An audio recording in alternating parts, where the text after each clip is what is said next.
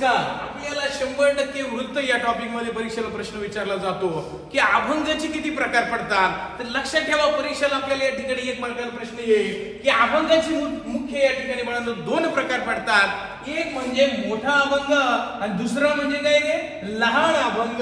मोठा अभंग आणि लहान अभंग आपण ओळखायचं कसा, तर बघा मोठ्या अभंगामध्ये एकूण 4 चरण असतात. किती चरण असतात रे? 4 चरण असतात. प्रत्येक चरणामध्ये या ठिकाणी आपल्याला 6 अक्षर पाहायला मिळतात बाळांनो. प्रत्येक चरणामध्ये पहिल्या चरणात 6, दुसऱ्या चरणात 6, तिसऱ्या चरणामध्ये 6 आणि शेवटचं जे चौथं चरण असतं याच्यामध्ये 4 अक्षर असतात बाळांनो.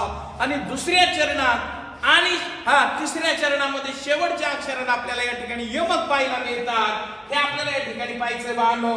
यमक साधे जातात. उदाहरण आपण या ठिकाणी घेणार आहोत.